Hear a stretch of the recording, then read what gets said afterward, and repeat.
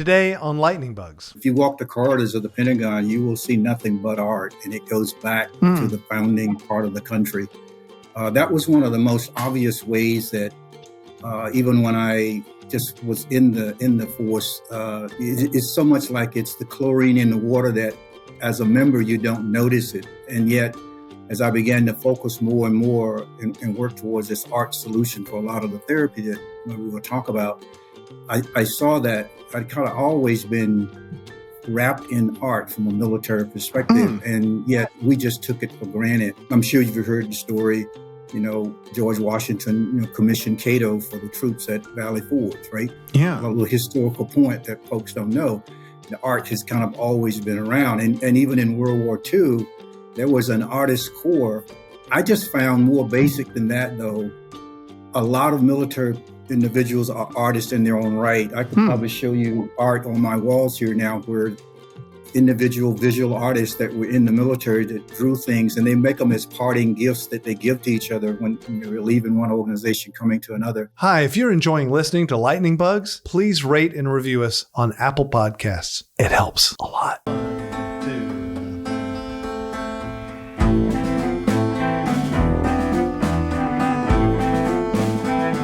The whole thing with the time-saving devices that are supposed to save you time is they're still not, I don't know if they're saving me time. I kind of feel like I'm not saving time. Yeah, time is kind of one of those interesting phenomenons, right? How you measure it is kind of really the space of time where you live, right? Because I'll never forget this story. I won't digress too much, but I remember I was in the middle of the desert, and we were having some engagement with some of the Arab leaders from the different militaries. And, we were supposed to meet at 3:00 in the afternoon, right? So we all arrived, typically U.S. military, if you arrive on time, you're late. So everybody was there 15 minutes early, right? So we were sitting there, about 3:00 came, and 3:15 came, and they still hadn't started the meeting. So everybody on the U.S. side, Western side, was getting a little antsy. And then the Arab commander reminded us, we don't start until everybody gets here. Like, what?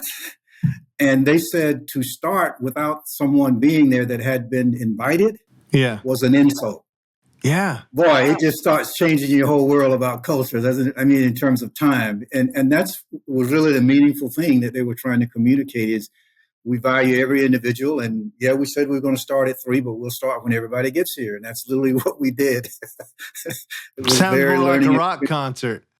But I had a bunch of tour managers, and they came from various backgrounds, and generally they would joke about musician standard time. So they're like, okay, we're supposed to meet at noon. They're going to tell me we're supposed to meet at 11:15 because they know about 45 minutes later I'll show up. But I had this tour manager after years, and he says, look, I don't play that. We don't do that. I say 12 o'clock. That's 12 o'clock. There's no musician standard time. I don't do that. And it was like, oh, wow, okay, yes, sir. Yeah. And actually it worked great because I didn't have to second guess it at all. Yeah. It's always interesting, I think, when you see the different, and, you talk about musicians and then the military. I discovered that we're kind of in many ways a lot more alike because if you think it's all about a plan, it's about executing a plan, it's having a conductor, a leader, or whatever the case may be, and everybody's playing a part. Yeah. And it has to be synchronized. All those things I found as I really did begin to engage more and more in the arts world is that in many ways there's similarity from a discipline perspective. But you think about it as a professional, you practice that discipline over and over and over. Yeah. And that's kind of the basics of what we do. We figure out what we need to do and we just repetitively repeat it and get good at it. Well, it's interesting.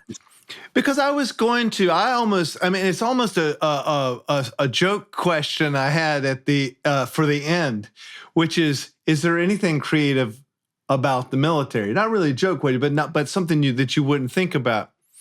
But maybe a better way to say that would be, are there similarities between executing a concert, a piece of music, and a military operation or just general military just, your daily routine. It really is. And I think using the orchestra is a very good example. You probably remember the shock and awe introduction to the war against Kuwait, right? Yeah. You know, that big introduction, they talk about shock and awe, and they had all the different. Well, that whole operation was very similar to an orchestra piece that's got a conductor do it, because maybe a lot of folks didn't kind of get it, but as that thing was happening, you had the Air Force that came in and kind of did their line, and then you had the Navy from another location do their line, and then you had the Marines that come forward doing their piece, and then the Army came behind that, and all the other Allied forces. But it was all orchestrated from a certain location inside of the desert there. And all those pieces had to come together at the right time. And you couldn't have the Air Force over the target while the Navy is shooting. Right. It all had to be synchronized, just like in an orchestra where, the horns come in, this piece comes in, that goes out, that comes in. And it's just a little louder. But I think that the point there is teamwork, right? Yeah. And I think that's why a lot of military service members really do make good potions, logistics, and operations, because they are very used to that. And while they have to get maybe the musical or whatever the art component is, it's still basic, the same in terms of their execution. I always, when I'm advocating for orchestras, I always liken the orchestra to a great symbol of civilization, because you've got a lot of people working together for a greater cause than just one person. It's not a diva-oriented operation. You don't step out of line in the orchestra unless you're conducted or instructed to step out of line. And there's beauty in that, which of course I can understand as a musician. I sit and listen to it. I'm not sure it wouldn't have occurred to me like that shock and awe was orchestrated. Although I do like I do think it's a very rock and roll name, Yes, it is. My name is Shock, and he's Awe, and we're here to shock and awe. And that's to that. You think about the creative component of it, and you say, how do we come up with those names? Why are they there? And believe it, those naming conventions are just as important for historical reasons and a lot of other things, and why it's named a certain way that it's named. And shock and awe, noble, whatever we may call it, it's kind of tied to something in that, but it's going to become a part of history. So it's very intentional when it's created. It's not just arbitrary. Oh, that's interesting. Yeah, I haven't thought of the historical consideration that of course the military is aware of your place in history at all times. I mean, it comes on the heels of something that just happened, and it's leading to something else. So it does make sense that you would want to frame it and understand it. If you ever have a chance to get around the Pentagon, I'd love to be able to have to host you there. But if you walk the corridors of the Pentagon, you will see nothing but art, and it goes back to the founding part of the country.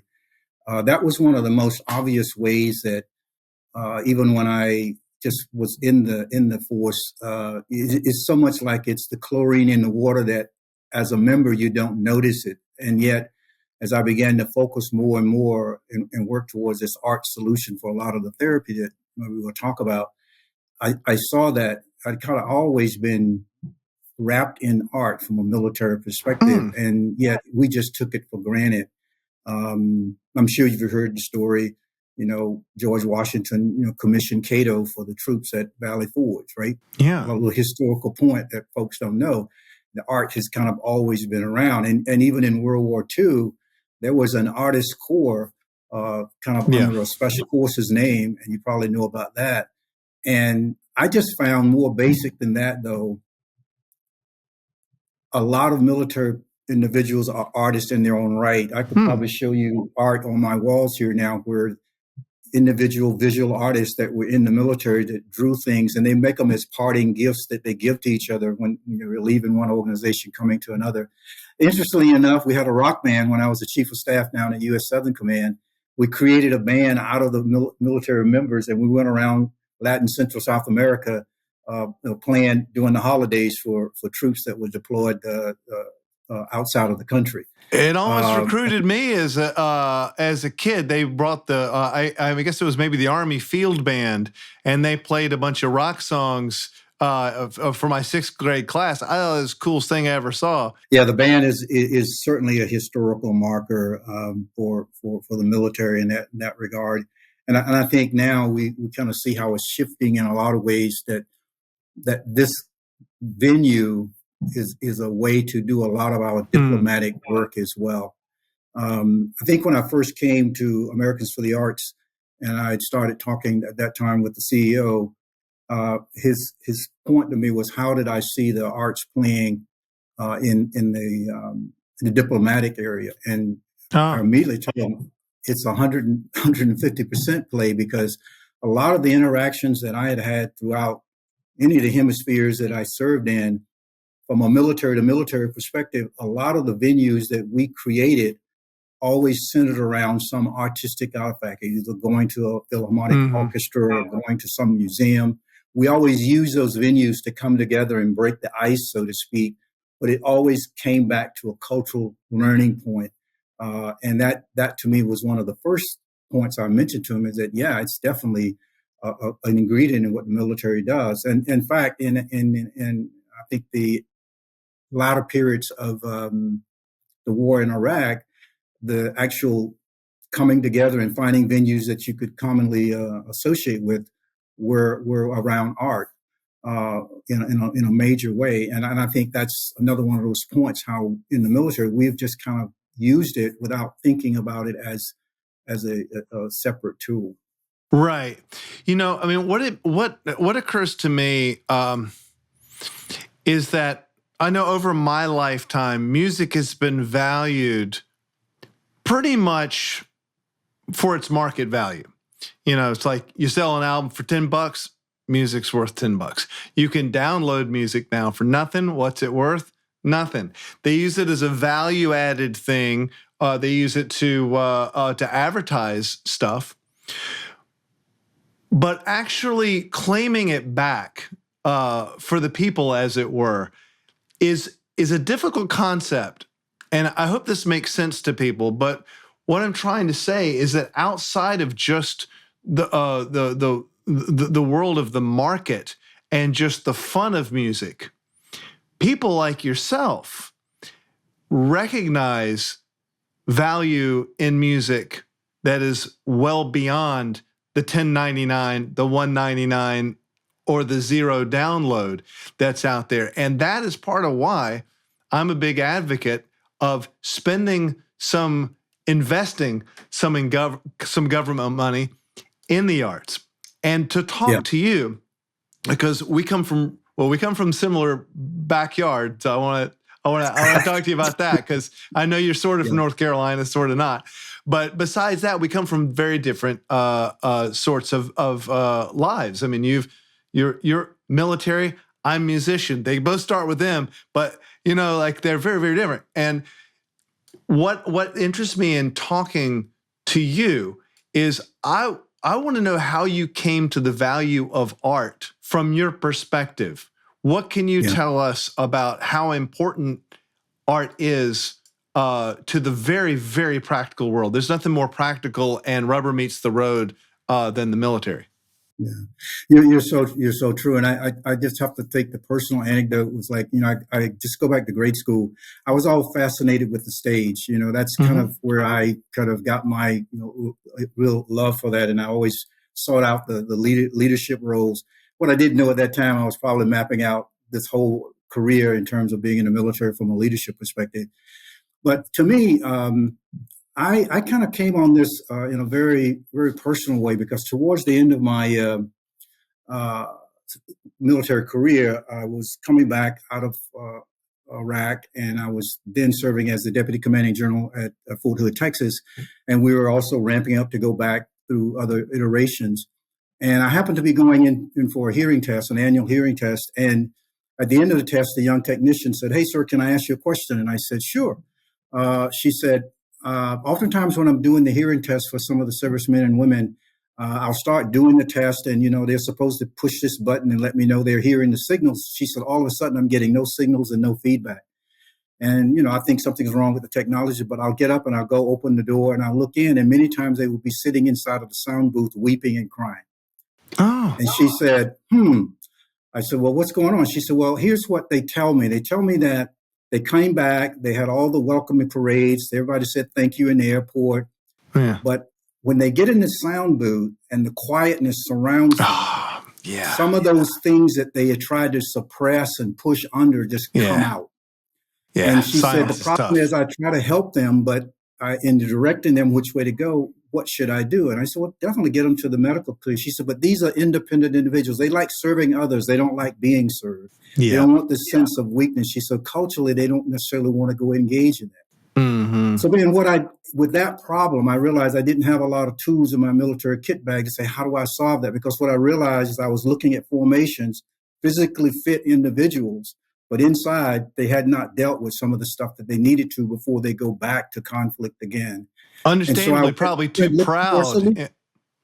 Understandably, probably too proud in a way to take certain kind of medicine. Yeah. Exactly, and it's the leadership thing. I don't want to be seen as weak, so to speak. But the cultural ethic in the military is to serve others, so they don't want to feel like they need this help, right? And yet, it's a very natural and human thing to experience that.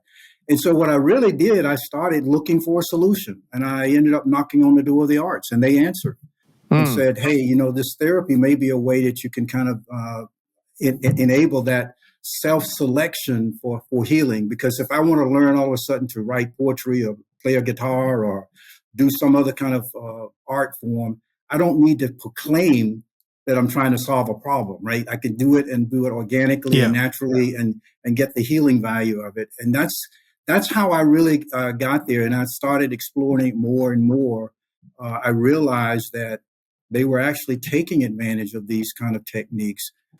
Like in Tacoma, Washington, that area, the military and the local arts museum there, they have a glass blowing, as you perhaps know about, famous glass blowing museum there. And the military will learn how to blow glass at 17,000 degrees or whatever. It has a danger component to it. But what some of the military members that I talked with said to me was, hey, I can do something with my hands now and see that I'm creating, and that brought them back a sense of connection with self. Yeah, that sounds right to me. And also that, I think, knowing the different people I've known that have served, some of them probably wouldn't want to touch poetry with a 10-foot pole, but others would. And maybe someone would want to write rock music. And I know back in my studio that we used to own, we used to loan it out sometimes for programs to do veterans programs, and they come in and write songs. They had a couple of people who did that, came in and write songs, whether it was a country song or just a loud rap metal song, whatever it was a way for them to, with some dignity, get on the couch. Actually, it was therapeutic. Yeah, it's so therapeutic. And what we found is that the creative therapy from the technical side, clinical side, combined with the more therapeutic nature of what happens organically in a community is really where the strengthening happens. I really believe that healing happens in the community and is bringing all those resources together. I often tell folks, when you find yourself in a community where there's a military base, 85% of the people that work at that base actually live in the local community. And that means that they are accessing and going into the same resources that the local community is taking advantage of. And so providing that art capacity within the local arts agencies, the local art community, that's where that investment pays off, because that's a way to connect the federal dollar to the local level, right? I mean, because that investment now can turn into a writing program that a military spouse, or let me bring it to a little more currency, COVID, someone who's suffered from a traumatic aspect in the community, that dollar of investment there towards creative therapy of some sort in the community allows not only the military service member now, but that, well, let's take a recent example of the shooting that just happened a couple of days ago. They were indicated like maybe 4 were killed, 7 were wounded. But I was told tell you that there's 1,800 that's suffering from trauma. Right. That's the degree of how I think this community value of the arts from that therapy perspective. Because if it worked for the military service member, it will work for that high school kid now that's had a traumatic experience of their life, it played out in front of them. So those are, I mean, right off the bat, there's two big values to just music itself or art, and you used the word dollars a couple times, and I think it's important for people to know that that when you're spending money on arts, you're actually investing it, as you use the word investment too. The two places I see that you just mentioned, one is obviously therapy.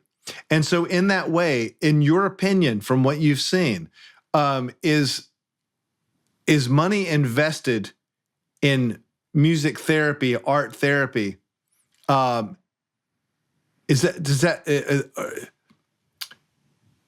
do I put this? That is investment money. That's not spending. I guess that's what I'm trying to ask. Well, truly, I'm not phrasing it well. It truly is investment. I like the way you use those terms, Ben, because that's one of the things I find myself now, as a CEO for America for the Arts. It's like, this is not about cost. This is about investment. I'll give you kind of another example of that. I have the philosophy that the arts are a national asset. That's kind of one of my founding thoughts about this. And the reason I say it's a national asset is because it is now rising to the level that it's a tool that can help the country solve some of its major issues. Yeah. I started with it from the military perspective because I saw the readiness issue behind that. Because if you have young men and women going back to rotation, but they're not internally healing or rebuilding their resiliency and strength, then that individual over the long time is going to be a cost to the nation in the sense of rehabilitative, down life kind of experiences. But if you're making that investment to have some form of healing and self-recovery, here's the key thing: that's self-selected, that they don't feel they're being directed into it and it's natural and it's organic. That investment is hugely important. And I think that's why I kind of see the value as an investment. But if you start thinking of the arts as a national asset, what you realize is this experience we just had with COVID, art is proving to be more and more essential to the recovery from all the trauma and issues that many people have experienced. The shortest resource during the COVID was psychologists, to be able to help people deal with the conditions of what was happening. And now we know coming out of that, art can just be an extension of that. The elderly population in our senior homes and care facilities is another example of that. Public health now can benefit from the value of this art contribution to our lives in so many ways. And if you invest in it, it's also helping that return even monetarily in the future. And telling the story of that is difficult. I mean, the language around it that we're both using is enough to put most people to sleep, unfortunately, because they're so used to stories. I talk to someone until I'm blue in the face and I notice that they've gone to sleep. But what I want people to understand is, like, seriously, man, you can put a ukulele in your hand and get a lot and save a lot of money on your drugs. I mean, it won't always substitute for it. We know there's different tools for different things, but damn if a lot of times just doing something that makes you happy, that's artistically therapeutic for you, it must be able to keep you off some drugs and keep you out of an institution sometimes. And one of the things that one service member shared with me that I think gets right to that point as an example, he was practicing, as I said, in Tacoma, blowing the glass making. And he said to me, "Hey, Sarah, I can look at my hands now. And I can think I can create something rather than destroy something." So it's that rebuilding inside that I think we're learning about. And the military has learned significantly from that. And it's a huge resilience program, but it also had to go through the post-Vietnam experience, I think, to understand how that happens 10 years later. Most trauma we know shows up, the smart folks tell us that it normally shows up 10 or so years later, but it definitely occurs at a trigger moment in your life. For example, I tell like the 6-year-old that experienced some trauma, maybe through a domestic terror event, may be triggered when they go to college the first time because they're leaving home. It's those kind of transition moments that cause these things to kind of show up in our lives. So there is a longer time for it to actually materialize, but it's still there, and we know that to be the case. And as in the case of the sound booth, that's kind of what was happening with a lot of the service members. They had kind of pressed it and tried to suppress it, but it's gonna show back up eventually if it's there in a meaningful way, and you will have to deal with it. It makes you wonder how far back or how early you can actually start. I know a lot of music therapists, and I would love to talk to them about this. Something that occurs to me as we're talking is that seems like in theory you could prepare someone better for combat or anything that's traumatic or difficult with some sort of art therapy, even before they go. And in those 10 years, before they get to the booth and they break down, actually implement these things earlier. Like don't wait till someone cracks, but do it. You're right. You're talking about the preventive aspect of that. And I think this is where therapy could be very, very valuable in the military resilience programs, because the programs that were created to help deal with this, because we really did recognize that it was a growing issue, because it was showing up not only in the way that I just talked about, but also in domestic issues and all those kind of things as well. So they realized that resilience, a way to bounce back, a way to absorb, a shock absorber of sort, was a training aspect as well as it was a rehabilitative or medical kind of factor as well. Because you're exactly right. You got to think about it going into it. And, as I used to train young men and women, I would kind of say everybody goes into battle the first time, one time. Right. But after that, it's a whole different story. And it's that one time that makes the difference, right, in terms of how the response will be long-term in their lives. So it's constantly trying to make them aware of that. Yeah, no, that is interesting. That's true in any kind of music or performance too, especially something big like television. I remember had a terrible time the first time I played national television. I was nervous as hell, ruined it. Every time I went back, I associated that experience, and it became bigger and bigger to me. Then every time I went back, I go, okay, I'm not going to have a bad time like I did last time. Not going to have a bad time. And I went in, it's like, guess what? Had a bad time. You're so right. I think that's why, I think I've heard you in one of your talks talk about the fact that it is not about us saving the arts, it's the arts saving us, right? I mean, in the sense that we need it. It's who we are. It's kind of like a part of this life that we exist. And I think that separating it because of whatever those normative reasons may be, is taking us away from some of our own self-healing aspect of it, right? Do you find yourself an outlier in the military in your advocacy for art therapy, and recognizing the importance of art? Do you find that your peers don't see the value in it, or is it widely accepted? I can't say. I definitely would not say that they don't see the value, because if you poll an average military person and just start talking to them about art, they will be able to tell an art story out of their lives, because, like I say, many of them that came in the military they had an option to go to art school or college, but they chose to come into the military. So I think that it is acceptable, and I know that it's not something that is thought of negatively in the whole.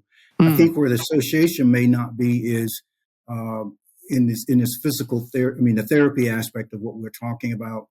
But I think it's recognized that we have to find ways to make our servicemen and women resilient, and most leaders and commanders are all over that, because they recognize that you have to have a way to help people reheal and restore back to a state of self, awareness and self-confidence and all those kind of things. But they may not necessarily make that first string to art, like I didn't even do, right? I mean, I first time that I thought that was like, really, I just said, it's like, what? Is that possible? But as I talked to more and more people and I realized that it was happening organically, then it became easier for me to advocate for that. And as I've talked to most of my friends and other leaders about it, there is no antibody in the water towards it. I think it's just awareness and understanding that it is another tool that we can use to help our servicemen and women who served valiantly, by the way, to have ways to recover in many, many ways. Yeah. Take quite a bit of while, for example, to recover from. Yeah. You would think you'd want every tool in the toolkit, and just considering the therapeutic value of it alone would seem to be enough of a selling point to someone of any walk of life. Of course, the other one that I didn't mention was, since it almost recruited me, it's a very persuasive thing to see people in the military playing music. It was amazing to me. I didn't know they did that, and they came through with the field band and rocked my eyeballs out. They were amazing, and it was almost enough to get me to go. Yeah. When I think they still have it. I'm not too sure now, but we used to have the musical tours that the different services would do. They actually would have service members to compete, come out of the service, and for a year they get to tour. They would be actors, and they would do shows, and they, it was called in the Army. It was called the Army Show, and they would just take it around the Army based on a select number of individuals who had competed and won to be that year's part of that art. And so that's another component of it that I think is there, that illustrates how it's a part of the military lifestyle, because we kind of use it in this area what we call morale, recreation, and welfare kinds of activities to kind of keep the morale and things for morale. But those places have been there for many, many years.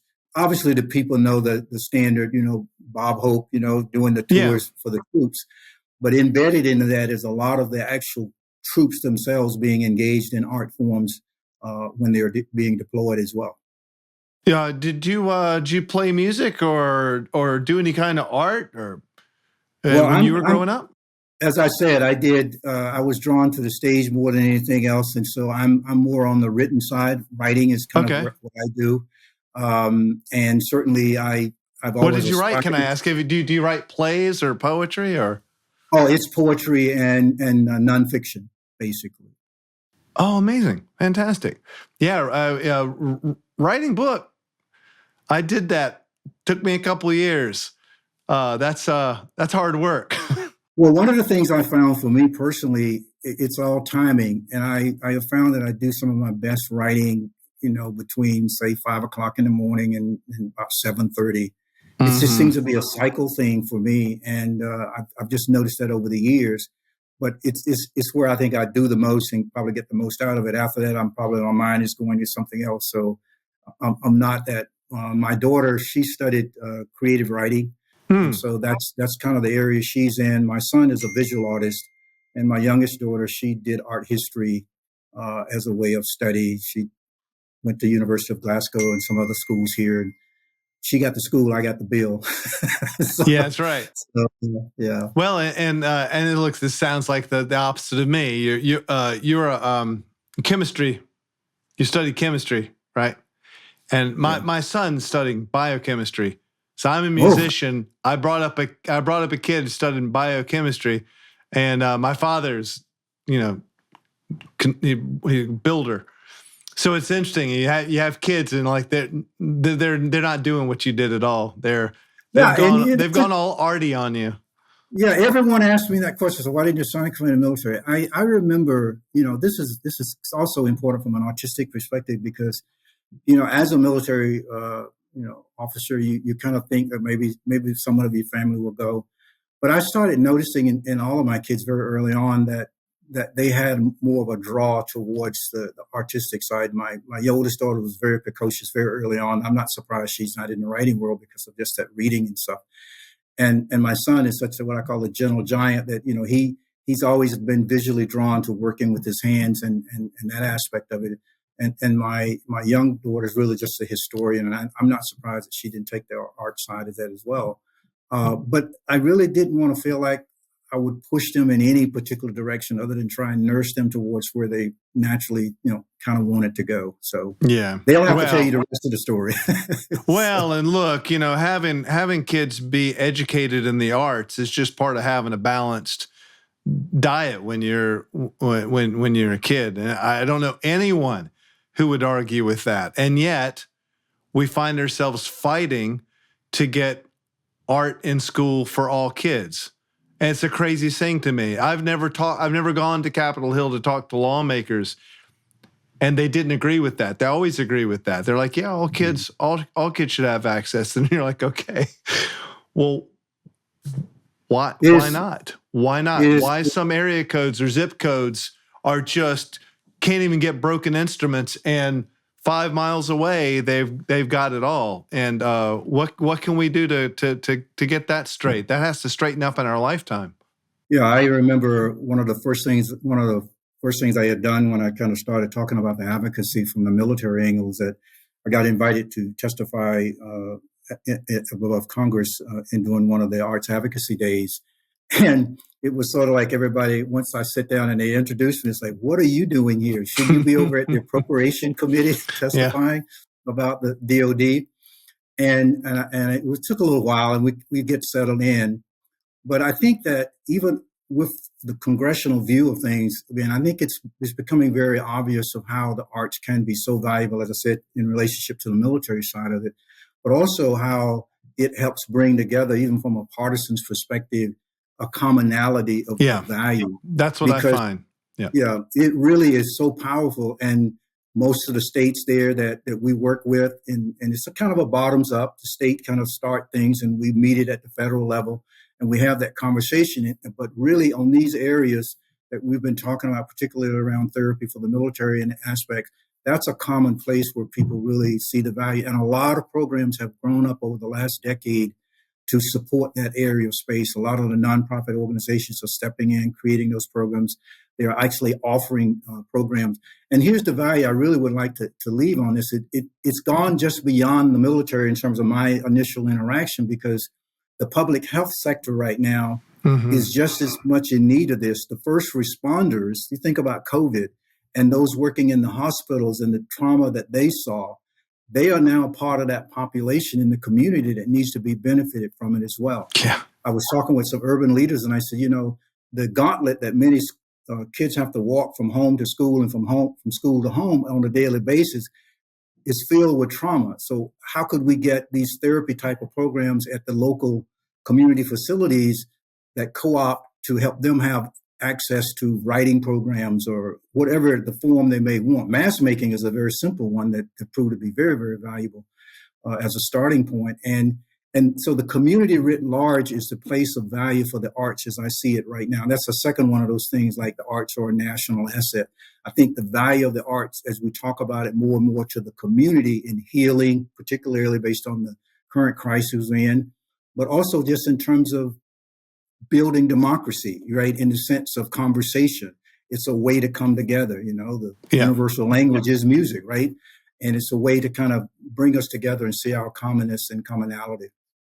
Well, in theory, really, you could say if you believe that one of the greatest threats to national security is another country's ability to tear us apart through false narratives and just in general splitting us, anything that brings us together could be seen as national security. So I would almost argue for the arts as in terms of national security in that way. That's where I got that idea from, Ben. Exactly the point you made, because no one argues that the military is a national asset.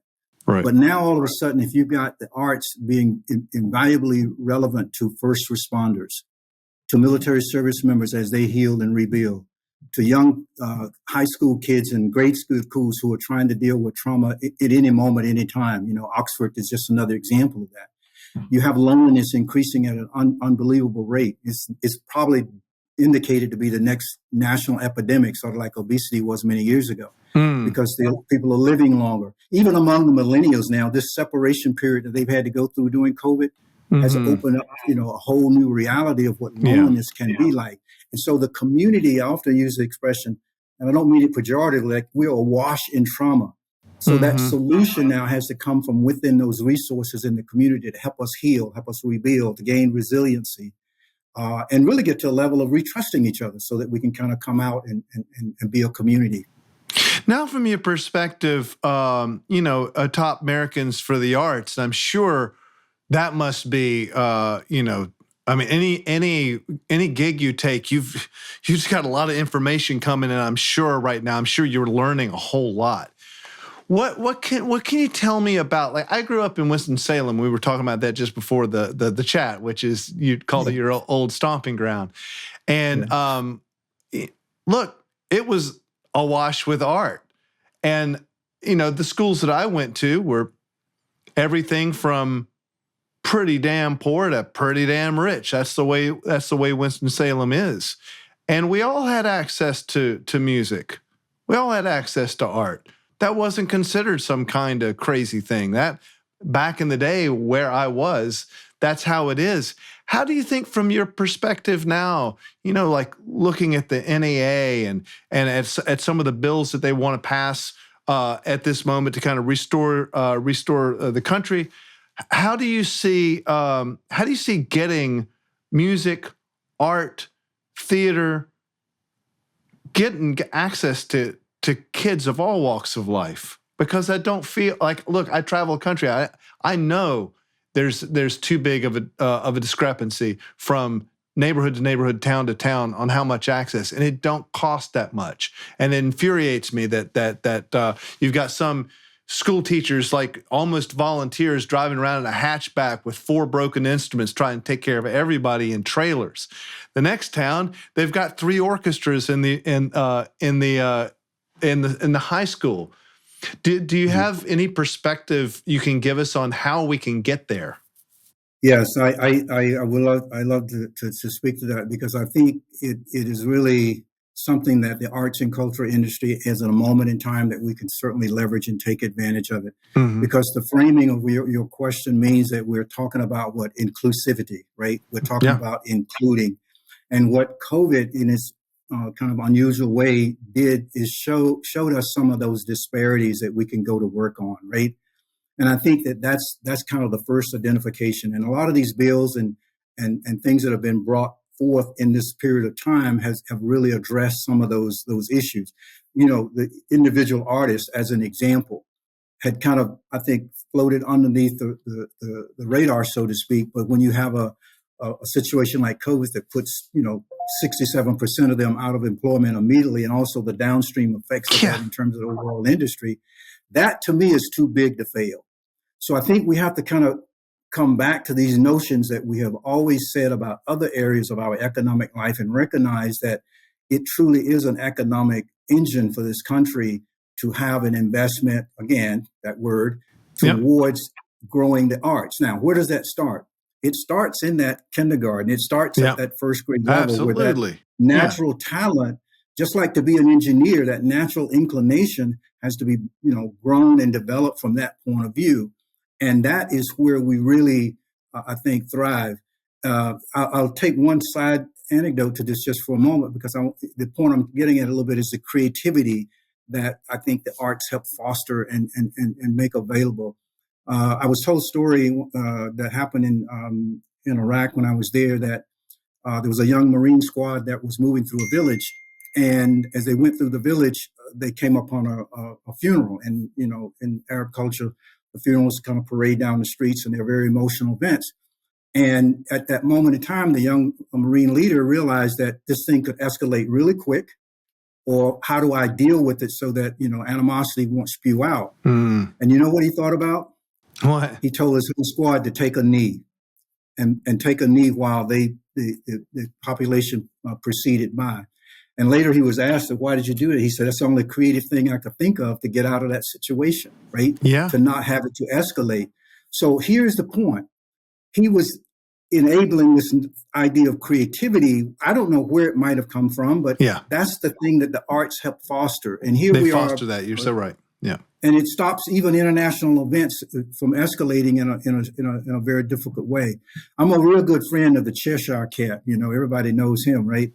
And he often made the quote that, imagination is the only weapon that we sometimes have against reality, right? And I think about that when I think about the young Marine story, because he was in a situation that could have escalated. He had to figure out very quickly and imagine how he could keep it calm and at the same time show respect for a family that was going through their grieving at that point in time. And it makes a difference. And this is little ways that I think creativity, as we inspired and we kind of instigated at those young levels, we never know when it's going to pay off and how valuable for us. And those understandings, how to improvise in life, how to communicate, and how to listen are all creative notions. Orchestrating, a military maneuver is a creative notion, and it is rooted in creative language. We're going to do this in concert. We're orchestrating this. When he took the knee, he was improvising, and he was and improvisation is huge. And I think I think everyone knows, like you said, that anything creative has to be fostered, and it has to be fostered young. And to recognize the value of that, what it'll bloom into later.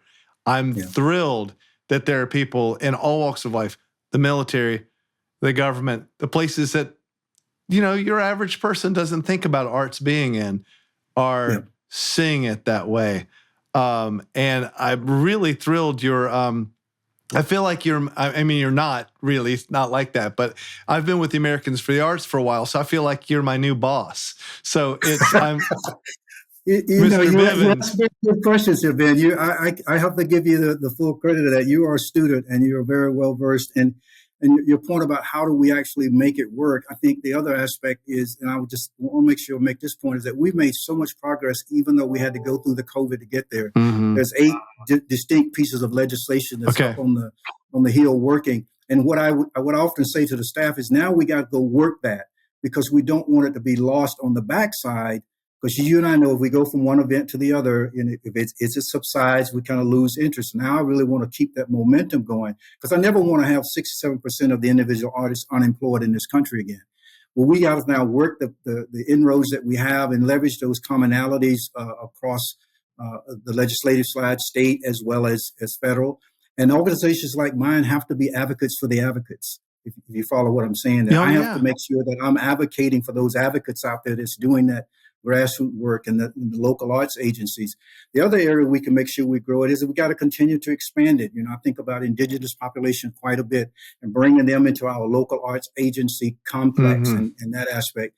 You hear me talk about this idea of networks of networks. It's a notion that we are making ourselves more powerful by bringing together the networks that will amplify the work that everybody is doing and not necessarily try to do it all ourselves. I think Americans for the Arts are in a unique position to not necessarily be at the center of the universe, but also be a part of that ecosystem that's around the work of advancing the arts and making it available to everybody. We're part of that broader ecosystem. And I'm excited about pushing that forward through some genuine power sharing relationships with others out there. And change is one of those interesting things. It creates an amazing amount of opportunity to see where we can continue to expand and make the difference that I think we can continue to make and will make. Well, I'm thrilled to have you as my boss, and thank you for your time here to explain and shed light on your perspective from a life in the military and now future onward in advocating for the arts for everybody. So thanks for your time. I can't tell you how much I appreciate what you do for the arts. I have to say I'm an advocate for you as an advocate because I think that you're tremendous in your support for what is lasting in this area of our humanity. And I think this is so important for us to carry forward. So I will not let your audience not know that I'm so appreciative for what you do. And it's invaluable to us. Because I truly do believe the arts are a national asset, and we got to treasure it that way. Understand its value is more than just art for the art's sake. It is actually healing our nation. It's bringing us together if we use it as a communication tool. It is enabling communities to be made stronger where they're having different areas of trauma. It's an asset that we need. It's definitely valuable in diplomatic relationships. It touches just about everything that we can do. And by the way, it's fun, right? Let's look at it that way too. So it's fun, and it's an actually good investment because nothing's more important. Can I get think like a teacher, and could you, a military teacher maybe, could you give a creative audience an exercise that is achievable that we can do for a week? Some people just say read poetry in the morning. Some people say, go to an art gallery, but it can be intense or not. But what would you say would be an exercise that you could give us that would help people's creativity? Yeah, I think it's so important to set aside time for that consistent creativity practice. And you and I talked about that earlier. Even in the military, that aspect of designing an operation is a creativity act of itself. And so one of the things I have in a daily routine, not necessarily every day, is what I call rapid fire gratitude. Oh, rapid fire gratitude. And rapid fire is there because it just marks this idea that you're trying to get as much out as fast as you can. You're not really trying to be conscious of it, but you're trying to acknowledge and understand what it is. And I think gratitude is so important to creativity because it makes us aware of what we have benefited from, which then inspires us to move to another level. Yeah. So rapid fire gratitude to me is this little thing where I sit down and take 60 seconds and I say, I am grateful for, I normally start with people, right? I am grateful for people. And I'm not trying to think about all of it. I'm just writing them as fast as I can. Yeah. And then I flip the paper over and I'll say, I am grateful for this memory. And I write down the memory. Now, the thing that makes them interesting is there's people and there's memories.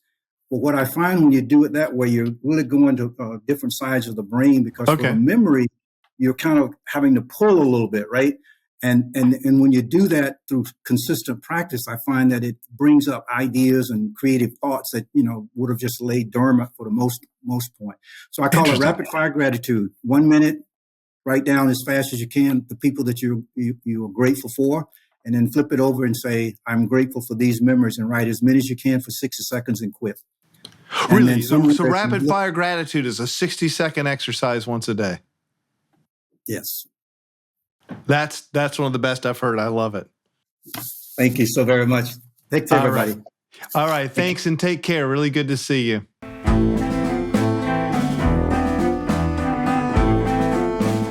Hi, if you're enjoying listening to Lightning Bugs, please rate and review us on Apple Podcasts. It helps a lot. Thank you so much for watching Lightning Bugs on YouTube. Check out more episodes and subscribe if you have not already. You can also listen to Lightning Bugs wherever podcasts may be found.